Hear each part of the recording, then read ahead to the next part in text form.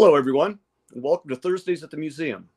I'm Rudy Lauerman, Music Curator for the Detroit Institute of Arts, and we're so excited for today's discussion and performance focused on early modern Italian women composers with Dr. Elizabeth Weinfield, Assistant Professor of Music History at the Juilliard School in New York, with music performed by the chamber ensemble Sonnambula. Dr. Elizabeth Weinfield's research explores the relationships among gender, performance, and race in the early modern period. Her interests include music by women in the crypto-Jewish communities of Antwerp, music of the 17th century Constantinople harem, performance practice, and historiography. She holds a PhD in historical musicology from the Graduate Center and an artistic director of the ensemble Sonnambula, with whom she was performed at cultural institutions all over the country, including the Metropolitan Museum of Art and many more. Her recording with the Sonnambula of the music of the 17th century composer Leonora Duarte won the American Musicological Society's Jewish Studies Award. This program is a complement to our exhibition By Her Hand at the DIA through May 29th. Throughout the program, as always, we encourage you to ask questions. You can do so by logging onto your YouTube account, using your Gmail, or by leaving a public comment on this F8 page. At the end of the program, Elizabeth, Nola Richardson, Sonnambula soprano, and Amy Domingues, viola da gamba, will all take your questions at the end. Welcome, Elizabeth. Thanks for being here. Hi, Rudy. It's so nice to see you. Thanks for having me. I know Sonnambula's been on my radar for a number of years. We've talked. Likewise. We wanted to do this live originally, yes. And when the By Her Hand exhibit was in the planning stages, we wanted to bring you in to do a live performance, but circumstances intervened. Right. Can you tell me your how you got involved in the project? In the exhibition? Well, I mean, the exhibition is such a stunning complement to what the ensemble does, particularly some of our work in the last few years with our Duarte project. We've really focused on early modern women composers. I suppose it was our interest in women composers was sort of bolstered by the Me Too movement in some respect, but as a scholar, I've been working on Duarte and on a few other women composers for a couple of years, and so it just seemed like the perfect marriage. And there's so much scope in the exhibition to choose from, and it completely informed and formed our program today.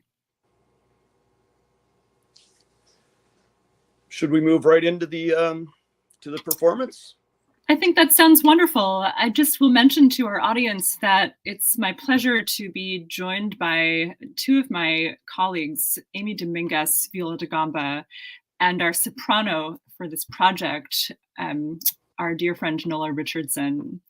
So after we share the video in a few minutes, Nola and Amy will join me to take your questions. So make sure that you put your questions in the chat bar and ask them during the performance or at the end, and we'll be here to address them then. I just also wanted to send a little shout out to the Juilliard Library. We're lucky at Juilliard to have a librarian who has a vested interest in women's history and in music by women. And all of the scores that we used for today's project were found at the Juilliard Library, which is really quite remarkable, because I think our focus at Juilliard and the early modern world is really still quite new. So I wanted to put that out into the ether. So our program is going to run about 32 minutes. Sit back and enjoy, and we'll see you on the other side. Sounds great.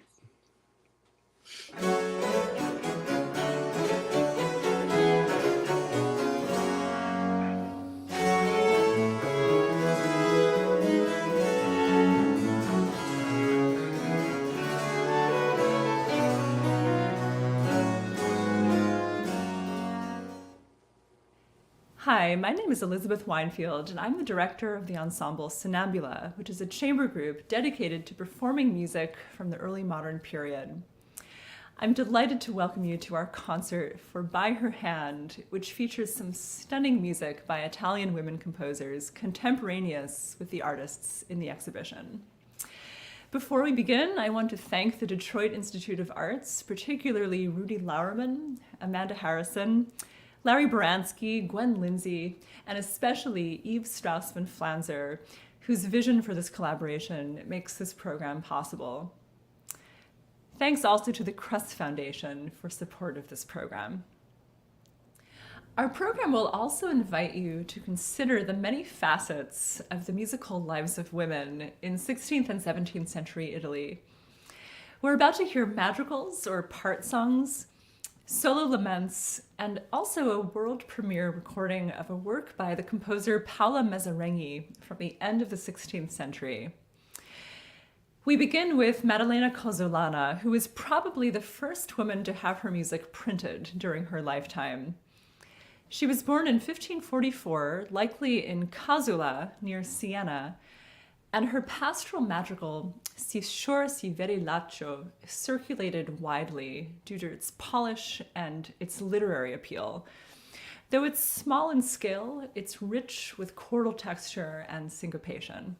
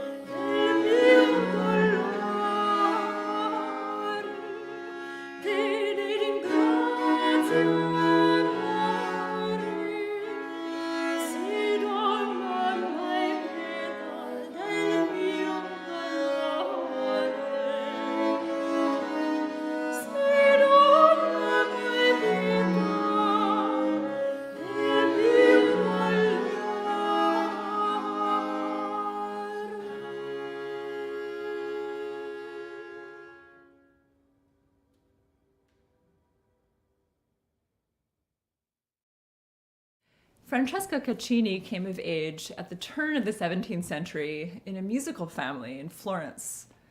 Daughter of Giulio Caccini, one of the progenitors of monody and early opera, she was an acclaimed singer and teacher, as well as a composer.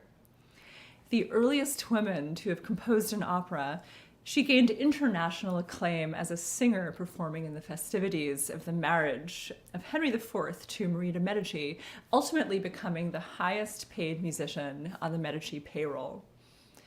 Caccini very likely crossed paths with Artemisia Gentileschi in Florence, and through her work, Lasciatemi solo, we see this Florentine craze for the musical lament, which is a genre that sounds some of the same voices of the fallen women also depicted in many of the works in By Her Hand.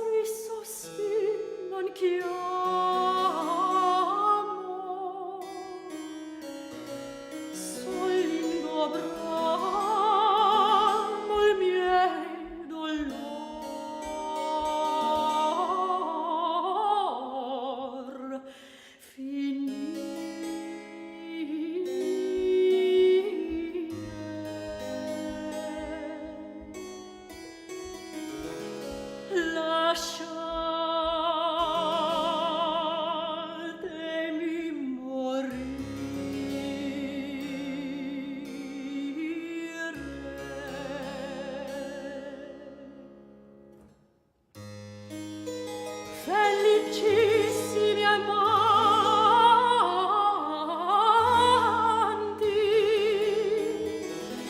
tornati al ben di letto,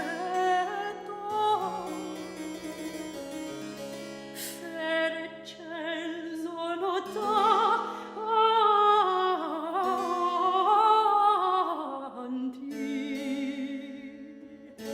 fuggiti al mesto petto,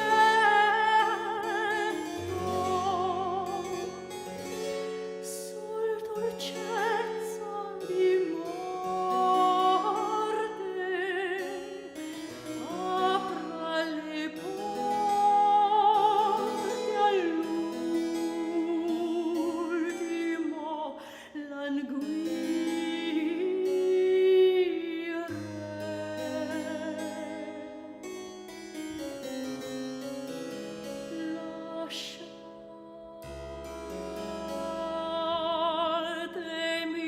morire.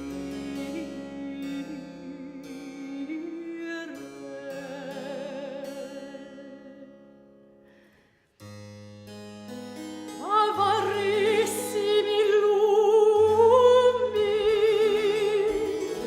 che il sumo riversate,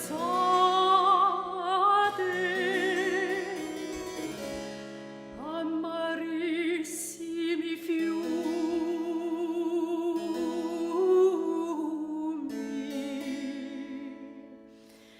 tardi vostra pietade,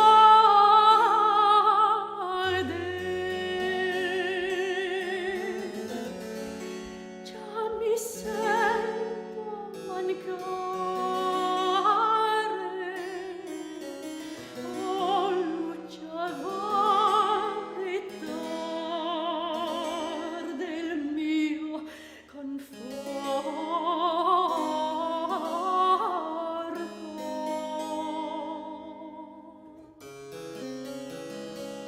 Già sono i sangue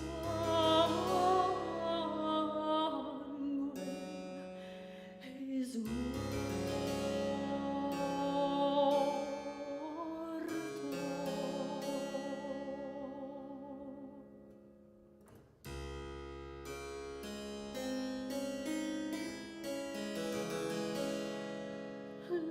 Lasciatemi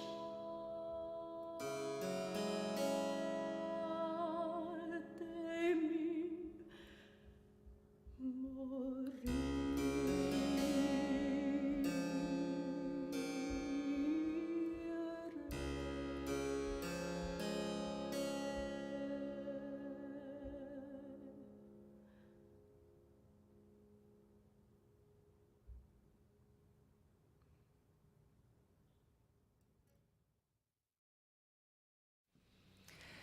In the center of our program is the one extant work by Paola Massarenghi, the madrigal Quando, spiega, which until now has not been recorded. Massarenghi wrote the work at the age of 20, and then she completely disappears from the historical record. It was included as the penultimate piece in Arcangelo Girandini's first book of madrigals, which was published 1585, and this likely would have enabled its circulation. We don't know where Massarenghi lived, but the dedication in Girardini's volume is inscribed with Ferrara, which is a city with a very strong tradition of music making by women, including the Concerto della Dama at the d'Este court and also at the convent of San Vito. Settimia Caccini, the younger sister of Francesca Caccini, who we heard earlier, follows on our program with Due luci, ridenti, a strophic aria, one of the most popular genres of the first third of the 17th century. A relatively light, ornamented piece, it has its roots in the older strophic song rather than the more popular solo madrigal.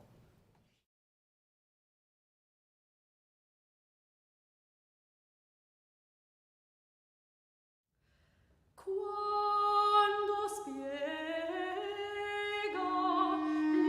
l'insegna il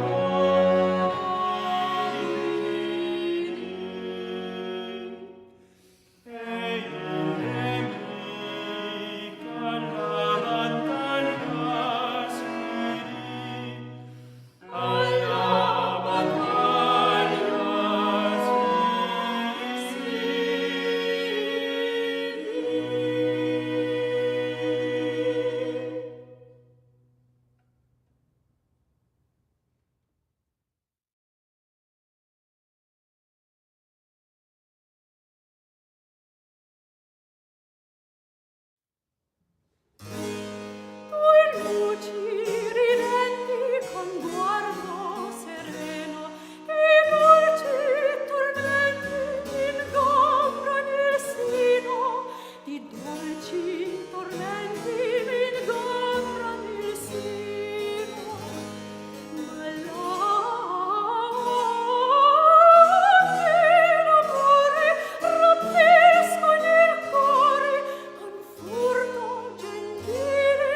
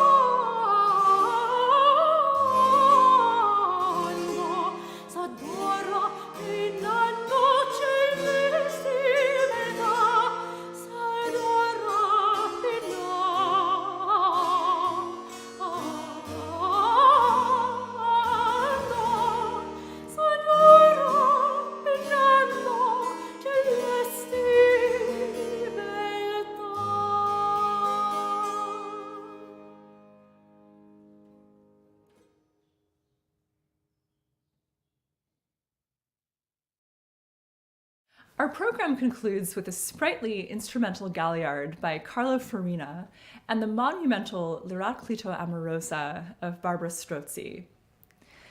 Written in Dresden in the late 1620s, Farina's Galliarda Prima was produced for a court with a large instrument collection and one of Europe's earliest proto-museums. The dance's virtuosic appeal ushers in a new fascination with musical works as objects to behold, which is one of the philosophic underpinnings of Rococo and classical music in centuries to come. Strozzi's Amoroso of 1651 may be one such canonic work. Alternating between sections of recitative or speech-like singing and arioso or melodic singing, the piece unfurls over a four-note descending motive in the form of a passacaglia with a text staking a claim for a woman's point of view. "My sobs heal me," the singer cries, most likely originally Strozzi herself, "and my sighs console me." Thank you very much for listening, for supporting Sonnambula and the Detroit Institute of Arts programming, and I hope you enjoy the rest of the concert.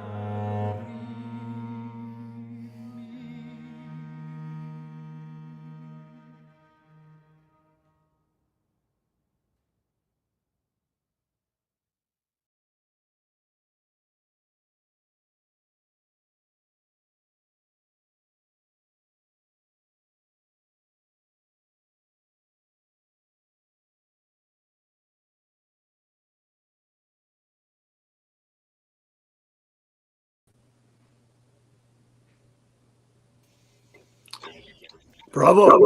Fantastic. Thanks so much. Thanks, Rudy. Well, hello, everybody, and thanks for tuning in. And it's my pleasure to introduce two of the artists that were involved in this project, Sonnambula viola da gamba player Amy Domingues. Hi, Amy. Hello. And our guest soprano, the wonderful Nola Richardson. Hi, Hello. Nola. Thanks for being here with us.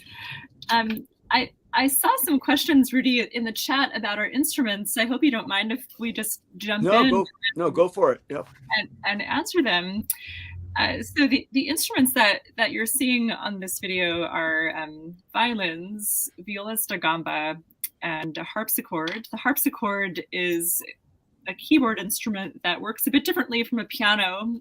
A piano has a hammer mechanism in the inside, such that when a key is depressed, a hammer hits a string and creates resonance. But the harpsichord, which is an earlier instrument used in Baroque music, actually has a jack mechanism in the box that plucks the string, and so it's a sound much more akin to a lute or a guitar, played by our wonderful harpsichordist James Kennerley, who, as you saw, also is a brilliant tenor and jumped in the Massarenghi to accompany Nola.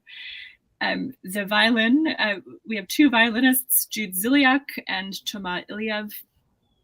And then I played sometimes a smaller viola da gamba, the tenor-sized instrument, and also the bass size, which you saw Amy playing. And in fact, Amy has an instrument with her. Yes. Maybe I'll hand it over to you if you'd like to show people what this thing looks like. Sure. Here, let me step back a little bit so you can see me. So this is a viola da gamba.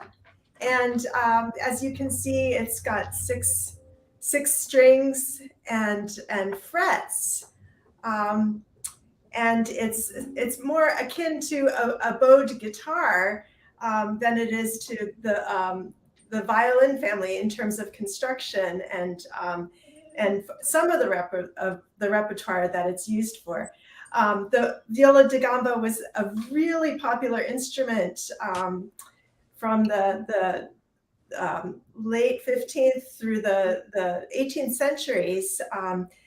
At this time period in Italy, it was starting to maybe decrease in popularity due to the rise of the violin family of instruments. But there are records of chests of viols in places where women would play music, notably convents and orphanages. So there were inventories of viola da gambas being played in those places. But as you can see, Elizabeth and I both play viols in the performance that you just saw. And she's playing a tenor, which is a little bit smaller than this one.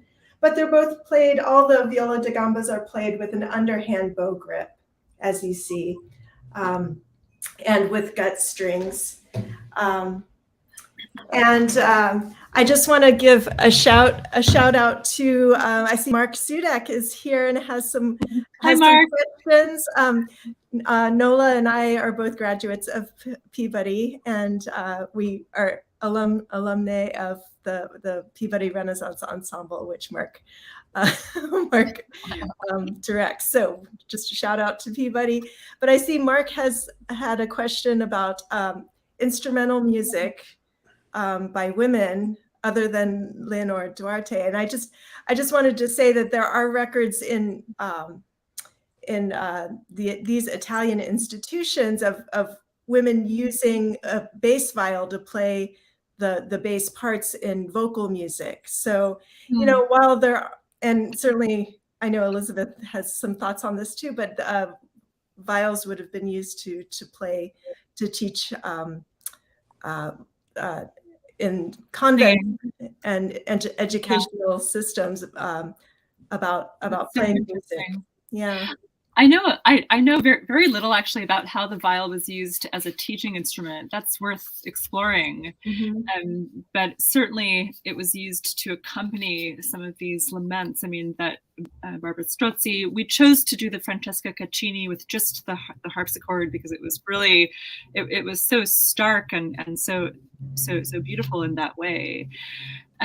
Actually, I wanted to ask Nola about that Francesca Caccini. We know that some of these composers, Caccini, certainly Barbara Strozzi, would have likely performed some of these pieces themselves. And I wonder if you could speak to that in some way.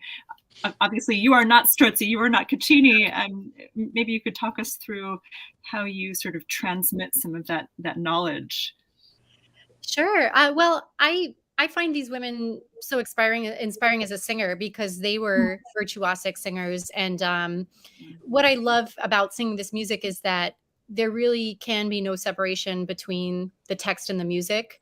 As you heard in the Lasciatemi, the Francesca Caccini, it's actually quite a low speaking range, and it's not a wide range. So it really, to me, feels like almost like just a very, very dramatic monologue that's just slightly heightened beyond speech because it's so emotional into the realm of singing. And I know we got a question too from Amanda Harrison about where these women performed these works. And that's a really interesting question because I think also what's so groundbreaking about these female composers was there wasn't really a lot of space for them to exist in society. And, I think a lot of these performances were kind of more private. There were women who performed professionally publicly, like Elizabeth mentioned in her talk, the Concerto delle Donne. But Barbara Strozzi, part of the reason she was able to have her career as a female artist was because she was kind of outside of, I'd say, accepted society in a way. She was an illegitimate child, and she was recognized for her brilliance. So she was kind of included within a circle of intelligentsia with her father, and she performed her works self-accompanied with most likely Fiorbo in private salons. And she wasn't able to really marry, but she kind of formed this life for herself as an artist. And she actually later in life, she was in financial hard times, and that kind of led her to publishing several collections of her work, which was very, ahead of its time, both for the fact that she was a woman, but also this music was incredibly, I'd say, right, forward-looking and virtuosic. Right. It's interesting that this idea of the space, the public space versus the private space. And I think of Francesca Caccini, the daughter of Giulio Caccini. I mentioned in my remarks one of the progenitors of early opera and of monody, which essentially means basso continuo style with a vocal line above it. She was certainly part of this environment of experimenters. And if you think her father's big collection of monody, 1601, 1602, her own first book of madrigals from follows only in 1618. So while she is sort of part of this more private salon space of intellectual conversation, we can, I think, make the claim that she is instrumental in some of these foundational conversations as well. And I know we mentioned also music in convents, and Amy, I'm curious about what you said about these instruments being used as teaching tools in convents. I'd love to explore that in a future program. Yeah. It's certainly very interesting. I mean, we know that, just thinking of Larry Strauss's recent work on music making by women in the 17th century, we know that some of the performing practices that were happening in convents in the 17th century wind up possibly in some of the performing practices of the Concerto della Dama. which now a couple of us have mentioned, but is private singing ensembles meant for private performances. And actually, going back to the exhibition by her hand, when Yves Strassman-Flanzer, the curator of the exhibition, and I were speaking about this a few weeks ago on the DIA's programming, we noticed that there are a lot of small pictures that were given as gifts, which are associated with the city of Ferrara, which we know had a very popular Concerto della Dama as well. So there's, I think, a lot to be explored here between the this idea of secrecy and women's place in kind of secret private gift giving as a sort of elite phenomena. Elizabeth, you mentioned the Juilliard Library and the research you did there, and I know you discovered a new piece that's first time performed. Can you That's right. talk about that a little bit? Yes, sure. And maybe Nola, I'll ask you about it as well.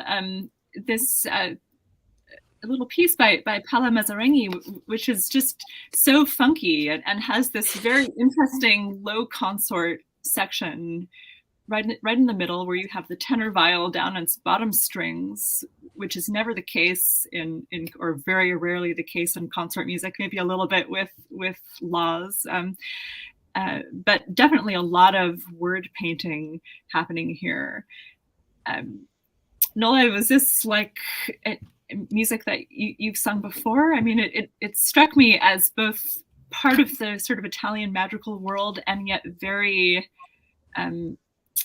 just very individualistic, if I might use kind of a reductive term. But yeah, I would agree. I mean, it definitely, it sounded different to me, and I'm glad you mentioned that part where it's the three lower voices kind of in this beautiful rising line. And forgive me, I forget the name of the scholar. There was a scholar who wrote a little intro about the piece, and she mentioned that it's kind of, I won't even say feminist, but it's interesting that Massarenghi chose with those three lower voices to say "you like a wise guide," but she used the feminine form of wise, sajja.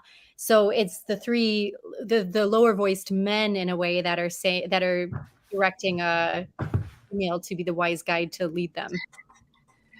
Yes, and that's Thomasin LeMay there who. Oh, thank you. Yes, and who also did the translation. Incidentally, we do have text and translations on our website for this program if you're curious and would like to read through the texts. Yes, I see that the DIA has just shared that link.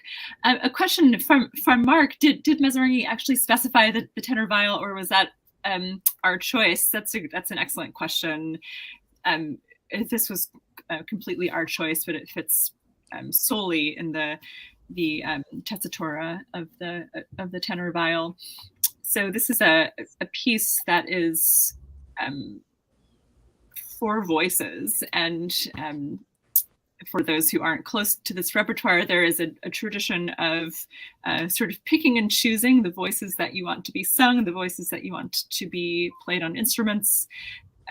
There's no one way of doing it. People likely doubled one another.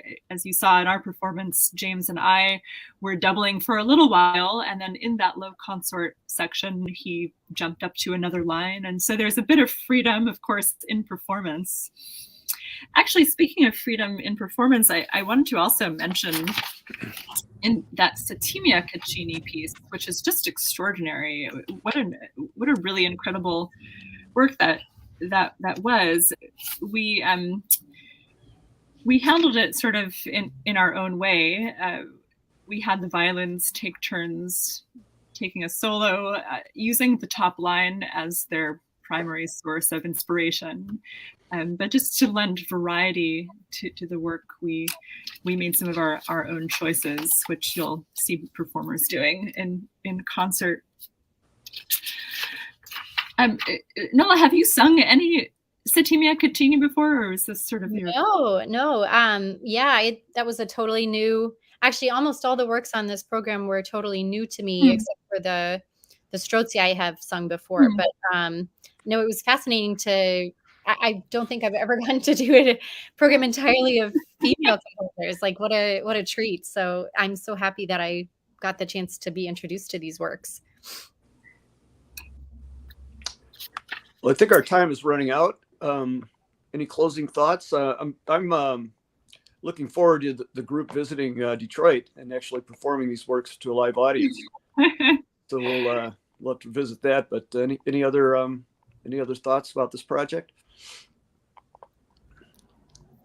I guess I'll just say that it's always so interesting to design a program around an exhibition at a museum, because we know that performers, composers, and painters, particularly in the early modern world, and I mean really also today, but particularly in the early modern world, we're so close with one another, and we see their interactions borne out in both the plastic arts and also in the oral arts, and it's wonderful to be able to and to have the opportunity to pair them together.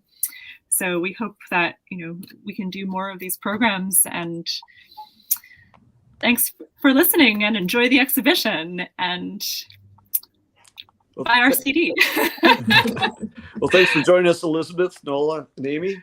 Thank you. Thank you so much. And I want to thank the producers, Gwen, Amanda, and Larry, and thank you all for watching at home. I hope you'll join us next week, April 7th, for a studio visit with artist Michael Polakowski. If you missed any of today's program or want to see a past episode of Thursdays at the Museum, check out our YouTube page, youtube.com/Detroit Institute of Arts. Again, thanks for watching, and we'll see you next week.